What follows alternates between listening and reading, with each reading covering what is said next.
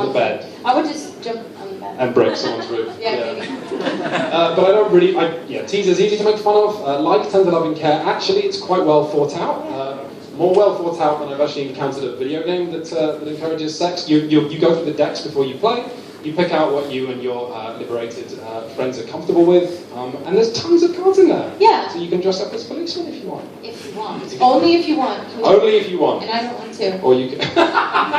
I really respect, if there's a game for people who have different kinds of boundaries than might be for me. I don't think that pushing boundaries or having fun with them is bad, especially when there's fail-safes within the system to make sure everyone's comfortable and having a good time. But for me, when I think of sexuality, I think it's hot precisely because of unspoken rules, like the sort of primal way that we navigate flirtation. If I gave you a card that said you must do this, you must do that, I don't know, I would feel, instead of being naturally turned on and excited, I might feel we were just playing a game or giving a talk. Right, so this led us to one of the actual conclusions of this evening, which is maybe systems are incompatible with sex. Well, games they're about goals and rules and boundaries, and for a lot of people, sex is about goals and rules and boundaries. That's why I think so many game designers that I know are in the kink community. They love to make and discuss boundaries and rules. And that's a big part of kink. But yeah, for me, I agree. The systems are not what's sexy. And I think games are supposed to be, a lot of the rules in, say, kink are designed at making sure everyone stays safe. And I think that when we play a game, we're entering into a contract that's supposed to be a safe space to begin with, right? Yeah, absolutely. So this is, what is this? This is survival, right? Yeah. This is actually one of the best relationship games that I've played this year. A lot of the games that, for me, do intimacy the best are ones that are challenging the boundaries of what the form actually is and what people are used to considering a game. Survival is by Anthropy. It's about love, partnership, and knife's edges. It's like a dom and her babe at the end of the world dealing with hot lesbian biker gangs and trying to help each other get by. And it's actually really touching, as well as kinky. And it has real romance in it, which is why it strikes me. And I think part of why it feels that way is because Anna made the game for somebody that she loves, who is a fellow designer, Merritt Kopis. And Merritt, do we have a slide of Merritt's game? We do. Yeah, Merritt made a game called Positive Space. Ooh, it looks like that's not loaded. So that's not Merritt's game. That would be so anyway, Merritt's game, Positive Space, taught me about an entirely new way for people to have sex that I'd never heard of before. So that's cool. Did that turn you on? Yeah, actually, a little, to be honest. We're getting somewhere now. Yeah, This is good. But it also did make me uncomfortable in a way because it was such an intimate experience that I was engaging with. I only know Merritt as a game maker, and I'm not used to that kind of candor from people I'm not myself intimate with.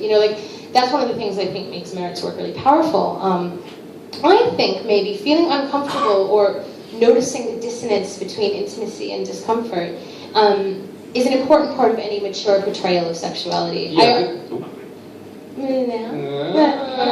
This was a weird thing we encountered, whereby the number of successful romances people can list in games it's very difficult to do it, but the number of times you can become sexually uncomfortable in games is really common. Discomfort's easy. I often say that I think Silent Hill 2 is erotic, but it's also a game that makes me really uncomfortable. I don't think one exists without the other.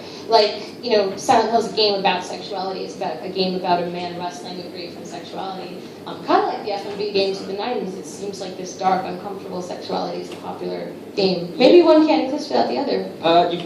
Maybe games can't do romance right, but they do romance wrong right. They can capture the awkwardness, the dissonance, and the discomfort. Maybe because there's Merritt's game. Yeah.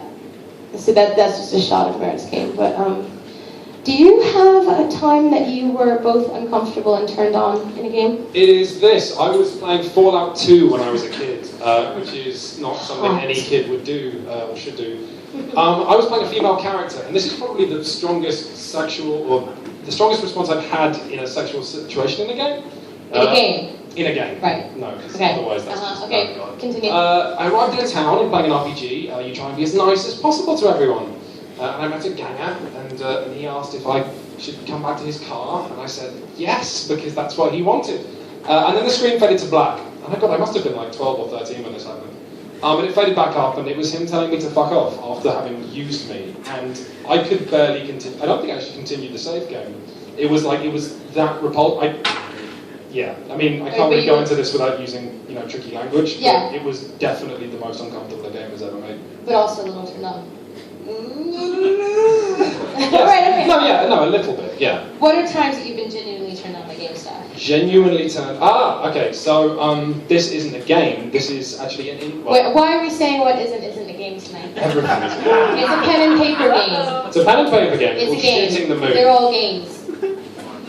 Yeah, the indie pen and paper scene is incredible right now. Shooting the Moon is a game for 2 players or maybe 3, where you all make a beloved, and the beloved is some perfect dream individual. Then you take the adjectives of that person, and your character, let's say Leigh and I were playing, we would create 2 characters that are all synonyms and antonyms of the beloved. Which 3 means, characters, 3 traits in common with her, 3 traits antonymic to her, and then also of each other. Because of the maths of that, you create characters that are polar opposites of each other, but have enough in common with the beloved that she belongs to you. Right, opposites of each other, but have enough in common with the target beloved. She or he or whatever you choose to do. Yeah, this is a game I played set in 2020 at a new space training set. Jesus, what was I thinking? It was a Hawaiian space base. It was a Hawaiian space base. Yes. They were going to go into space. Yeah, what's amazing about this though is that it just gives you the framework, and from that you can tell a romantic story or you can tell an erotic story because the ball's in your court, so to speak.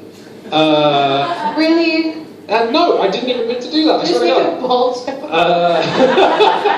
But yes, this is probably the most turned on I've been by a game. Yeah, it is. I turned myself on, which isn't a good thing. You do that all the time. It's like I have to cover all the mirrors back here. Oh. What's happening? Fran should go away. She's here in a bit. I think my thing fell asleep as well. Can I borrow your? Yeah, so I think it's especially nice if you play with someone that you like. Yeah, as you said, the system is a framework for a story that people really like telling. I can't remember necessarily if I've been genuinely aroused by a video game, because they're generally designed to titillate men like you, not women like me. I happen to know how Quintin feels about Fran from FF12. There we go. Put up Fran. Who remembers Fran from FF12? And we've got one hand up in the back. Oh my God! They're just ashamed to admit it. Right, everyone was ashamed. That was weird. Everyone needs to come out as a Fran. I fancy Fran. I can tell you that now. Fran is like, she has this amazing Bjork voice. She's like 6'8" or something. She's a rabbit. That's kind of hot for some reason. She's a rabbit, and she talks kind of She talks like this. She talks like this. I'm just giving her a hard time. I think Fran was hot. Fran's hot. And then, but I'm not a totally reprehensible human being because this is my other crush. This is Damsel from Vampire Bloodlines. Does anyone remember Damsel? One? Oh, we have a Damsel fan. 2. That's enough. I'm among a couple of friends. Damsel is an interesting character because, yeah, you arrive at the bar where she is, and she's pretty and she's in the corner, and you think, I will flirt with this lady because you're a gamer and you're awful. And then what happens is she just tears you a new one. She insults your politics and everything you've done, and that's amazing. She's a firebrand, and she's a sexual character, and you can't ever do anything other than I think the best result is she thinks you're okay. You're okay, Quintin. Yeah. Yeah, it's so funny. When I met you, the first time you ever sent me an email was like back in 2007. You were talking about Damsel, and then when I met you here last year, forgetting you had already brought it up, you brought up Damsel. Here we are. You talking about? Yeah. What's next on the script?